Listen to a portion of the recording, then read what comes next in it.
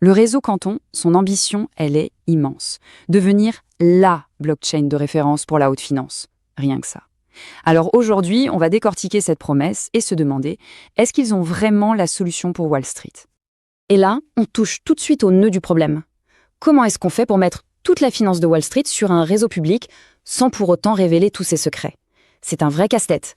Et c'est justement ce casse-tête que Canton prétend avoir résolu.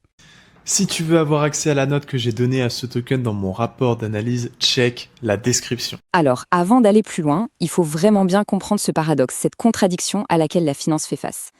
C'est un peu le choc de deux mondes, vraiment. D'un côté, on a les blockchains publiques. Là, c'est la transparence totale, tout est visible par tout le monde. Et de l'autre, on a les institutions financières. Pour elles, c'est tout le contraire. La confidentialité est absolue, c'est une obligation.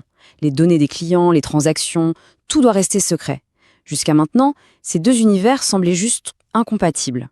Et au cœur de tout ça, il y a un concept dont on entend de plus en plus parler, les RWA, les fameux actifs du monde réel. Qu'est-ce que c'est? En gros, c'est l'idée de prendre un actif bien réel, comme un immeuble ou une obligation, et de le transformer en un jeton numérique sur une blockchain. C'est une tendance de fond, et c'est exactement sur ce terrain que Canton veut jouer. Bon, alors comment Canton compte résoudre ce fameux paradoxe? Voyons un peu leur solution technique. La réponse de Canton, elle tient en une technologie bien précise, c'est vraiment leur pièce maîtresse. Ça s'appelle le synchroniseur global. Pour comprendre ce que c'est, l'analogie du contrôleur aérien est vraiment parfaite. Imaginez un peu, chaque grande banque, chaque application financière, c'est comme une compagnie aérienne. Chacune a ses propres plans de vol, qui sont top secrets, évidemment. Le rôle du synchroniseur global, c'est d'être la tour de contrôle décentralisée. Il s'assure que tous les avions décollent et atterrissent sans se rentrer dedans, que tout est parfaitement synchronisé. Mais, et c'est là que c'est génial, il fait ça sans jamais regarder à l'intérieur des avions. Il ne sait pas qui sont les passagers, ni ce qu'il y a dans la soute. En bref, il coordonne, mais il n'espionne pas. Ok, la technologie a l'air prometteuse sur le papier, c'est super. Mais est-ce que ça marche en conditions réelles? Là-dessus, les chiffres sont assez éloquents. Tenez-vous bien, sur une seule application qui tourne sur Quantum, la plateforme de Broadridge pour le marché du repo, le volume quotidien de transactions, c'est 280 milliards de dollars, chaque jour. Là, on ne parle plus d'un petit projet pilote, on est en plein dans la finance institutionnelle, à une échelle absolument massive. Et ce n'est pas tout. Si on prend toutes les applications qui utilisent cette technologie, le montant total des actifs qui sont passés dessus dépasse les 6 000 milliards de dollars. Ça donne une bonne idée de l'adoption et de la traction que le projet a déjà dans le secteur. Bon, les chiffres sont impressionnants, c'est un fait. Mais il faut regarder l'ensemble du tableau, y compris les risques. C'est crucial d'analyser les forces, mais aussi les faiblesses du projet.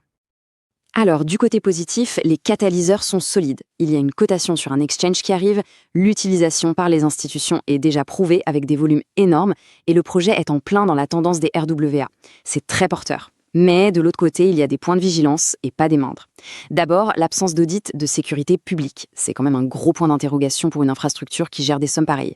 Ensuite, le jeton n'a pas de limite maximale, ce qui pose la question de la dilution. Et enfin, certaines données importantes sur le réseau ne sont pas encore facilement vérifiables par des sources indépendantes. C'est un peu une boîte noire sur certains aspects.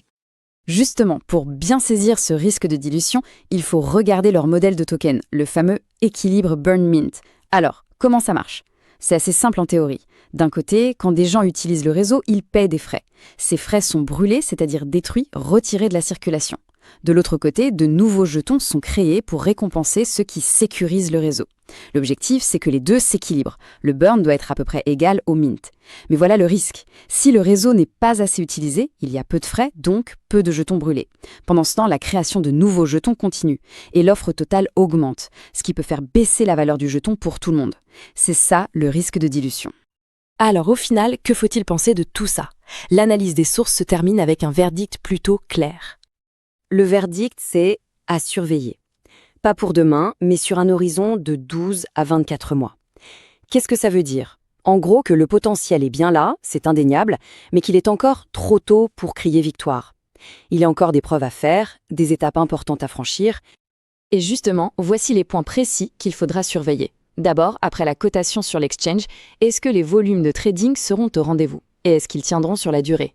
Ensuite, il faudra attendre la confirmation officielle que le réseau gère bien plus de 800 000 transactions par jour. C'est un cap technique important. Et enfin, le plus important peut-être, est-ce que ce fameux équilibre burn-mint va se stabiliser? Il faudra observer si sur 90 jours, le nombre de jetons brûlés arrive à compenser le nombre de jetons créés. C'est ça qui validera le modèle économique. Tout ça nous amène donc à la question de fond.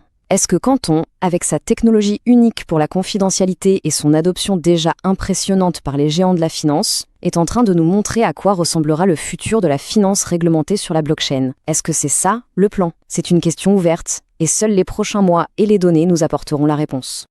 Si cette analyse te paraît pertinente, sache que tu n'en vois que 20%. Le reste, mes vraies notes, mon scoring, mon suivi des données clés et mes alertes quand quelque chose change dans ce protocole, dans ce projet et aussi dans d'autres protocoles, je le garde pour le Crypto Deep Research Club.